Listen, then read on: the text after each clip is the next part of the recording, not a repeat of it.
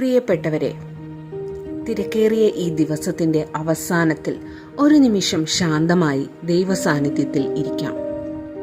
പുറം ലോകത്തിന്റെ ശബ്ദങ്ങളെല്ലാം മാറ്റിവെച്ച് നിങ്ങളുടെ മനസ്സിനെ ഒന്ന് ശാന്തമാക്കുക. നാം ഓരോരുത്തരും ദൈവത്തിന്റെ സ്നേഹത്തിൽ സുരക്ഷിതരാണ്. ഈ രാത്രിയിൽ അവിടുത്തെ സമാധാനം നിങ്ങളുടെ ഓരോരുത്തരുടെയും ഹൃദയങ്ങളിൽ നിറയട്ടെ.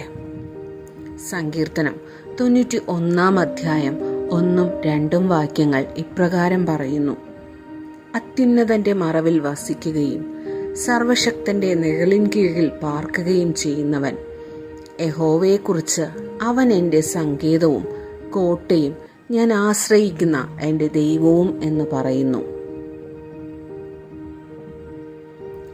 ഇന്നത്തെ ദിവസം നിങ്ങൾ എത്രമാത്രം ക്ഷീണിതരായിരുന്നാലും, എത്ര വലിയ ഉത്തരവാദിത്തങ്ങൾ നിങ്ങൾക്ക് ഉണ്ടായിരുന്നാലും ഓർക്കുക, നിങ്ങൾ ഒറ്റയ്ക്കല്ല.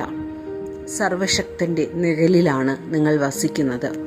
അവിടുത്തെ കരുതലിൽ വലിയൊരു സംരക്ഷണമുണ്ട്. ഭാരങ്ങളെല്ലാം അവിടുത്തെ പാദങ്ങളിൽ ഇറക്കി വയ്ക്കുവാൻ മടിക്കരുത്. നമുക്ക് പ്രാർത്ഥിക്കാം. സ്വർഗസ്ഥനായ പിതാവേ, ഈ രാത്രിയിൽ ഞങ്ങൾ അവിടുത്തെ സന്നിധിയിലേക്ക് വരുന്നു. ഇന്നത്തെ ദിവസം അങ്ങ് നൽകിയ ഓരോ നന്മകൾക്കും ഞങ്ങൾ നന്ദി പറയുന്നു. ഞങ്ങൾ അറിഞ്ഞോ അറിയാതെയോ പല വിധത്തിലുള്ള തെറ്റുകൾ ചെയ്തിട്ടുണ്ടാകാം. ഞങ്ങളോട് ക്ഷമിക്കണമേ.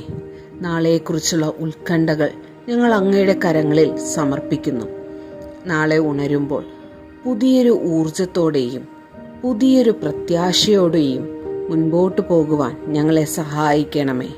പ്രയാസങ്ങളിൽ കഴിയുന്നവർക്ക് അവിടുന്ന് തന്നെ ആശ്വാസം പകർന്നു നൽകണമേ. യേശുക്രിസ്തുവിൻ്റെ നാമത്തിൽ തന്നെ. ആമേൻ.